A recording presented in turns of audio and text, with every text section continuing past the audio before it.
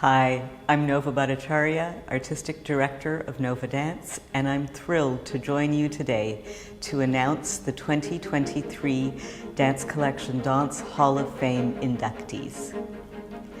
First up, we have the Community Builders Award. This year's recipients are Lawrence and Miriam Adams. The Adamses were active as performers, teachers, choreographers, dissidents, archivists, publishers, and founders of Dance Collection Danse, DCD. The two met while dancing with the National Ballet of Canada in the 1960s. Following their departure, they formed the group 15 Dancers with their students in 1972 and converted a downtown Toronto space into a theatre in 1974. They published the newspapers Spill and Canadian Dance News, and to revitalize interest in dance history, recorded interviews with Canada's dance pioneers. These initiatives piloted Encore Encore to reconstruct and notate mid-20th century Canadian choreographies, leading to the creation of Dance Collection Danse, which has acted as Canada's steward of dance archives and a research centre for over 35 years. The William J.S. Boyle Dance Luminary Award goes to Mimi Beck. Mimi Beck has dedicated her career to advancing and promoting dance in all forms. As dance curator of the Dance Works performance series, she has provided artistic direction to the organization, presenting artists with multiple approaches to dance making and encouraging dance literacy amongst adult and youth. Mimi convened the first meeting of the Canadian Network of Dance Presenters, CanDance. She was the executive director of this National Arts Service organization, which is dedicated to strengthening the dance milieu through commissioning, advocacy, and research. The next inductee is renowned dancer and choreographer Peggy Baker.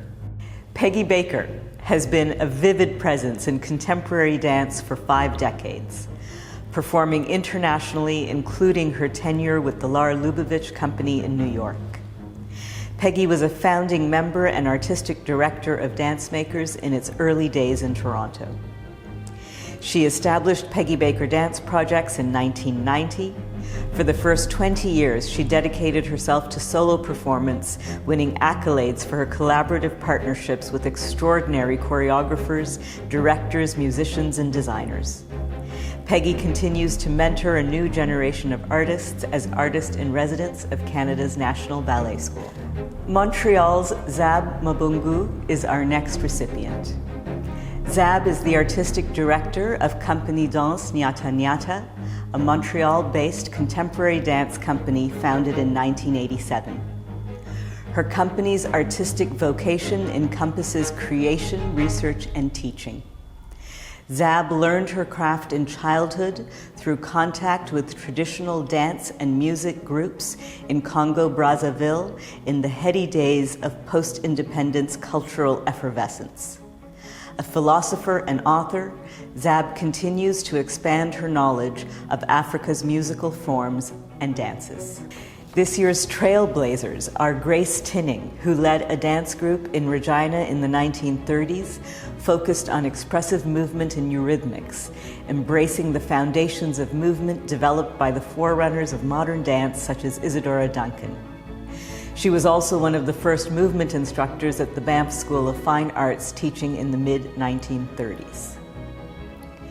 Don Gillies, who trained with Boris Volkoff in the 1940s and danced in the Volkoff Canadian Ballet at several Canadian ballet festivals, and later the Sadler's-Wells Junior Ballet. In the 1960s, he was an acclaimed choreographer and performer for CBC television, primarily for the Wayne and Schuster show. And Irene, Apinée, and Jury Gotshalks, who were dancers with the Latvian Opera Ballet in Riga before the Second World War. With other displaced artists, they created the Latvian Exile Ballet, touring displaced person camps until they were able to resettle in Canada. In 1951, Jury and Irene became charter members of the National Ballet of Canada. They also danced on CBC television and with Le Grand Ballet Canadien in the 1960s. From Manitoulin Island, an Anishinaabe of the Three Fires Confederacy, Karen Pheasant-Neganigwane is a dancer, scholar, writer, artist, and orator. The daughter of residential school survivors, Karen's path to activism and scholarly work started as a youth during the height of the civil rights era of the 1970s. She has spent the past 40 years being mentored by iconic Indigenous scholars from the Great Lakes of her people to Treaty 3, Treaty 6, and currently in Treaty 7. A lifelong powwow dancer, Karen is the author of the award-winning book Powwow, a celebration through song and dance, which takes readers through powwow's history and today's thriving powwow culture. Jean Stoneham Orr, born in Edinburgh in 1929, came to Canada when she was still an infant. Her family settled in Saskatoon, which is where she started Highland dance.